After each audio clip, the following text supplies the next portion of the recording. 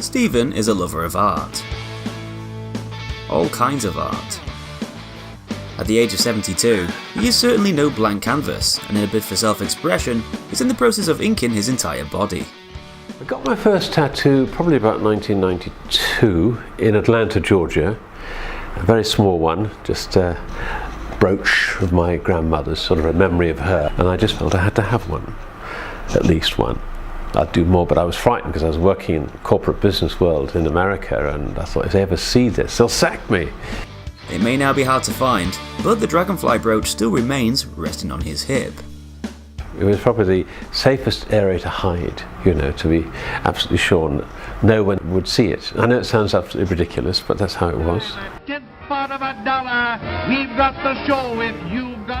Associated with circuses, sailors and criminals, for previous generations, tattoos were considered as taboo. My parents were still alive then, and they both died without ever knowing I had tattoos, would you believe it? And they would have been absolutely appalled by it.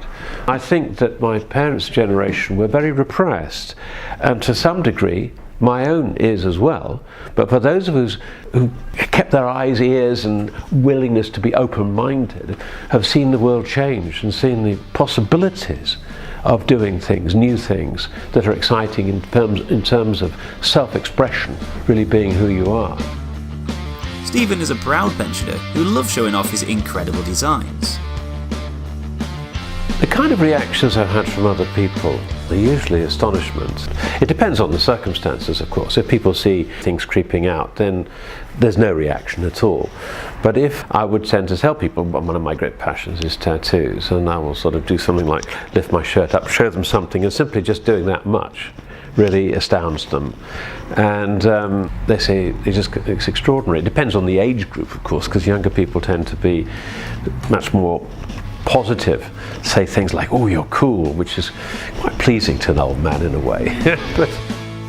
Bodysuit beneath, white collar on top. Breaking the barrier of stereotypes, Stephen has often been engaged in politics. I was a parliamentary candidate a couple of times in Liverpool back in the 70s. In the end decided this was not for me, and then in 1980 left the country. But I got re-involved in politics here in Bristol. With the referendum result on Europe, I became very, very upset and quickly went down to demonstrations against the result, linked up with other people, and we quickly and formally set up this new group, Bristol for Europe. One of a number of really brilliant young men and women who formed this Bristol for Europe committee. As an oldie, I'm just thrilled to be around their youthful energy and high-powered skills. We need to give up the huge numbers of people who didn't want us to leave the belief that they can still speak, that they can still find a voice, and we want to help give them that voice. Stephen champions the freedom of expression in all aspects of life. Older and wiser, he now doesn't let the fear of public opinion hold him back. This really strong feeling that you're worried about what other people will think of you, that does diminish. As you get older, you realise that other people don't really care very much about you. They don't even think about you very much. With age, he's found his individual identity, liberating him to be the tattooed man that he's always desired. I think as you get older, being aware that you're here just the once, and if you don't live your life for yourself, then you're betraying yourself. And now, my generation, perhaps more than previous generations, are saying, well, let's go and do it. Let's go and do some of these things. Why not?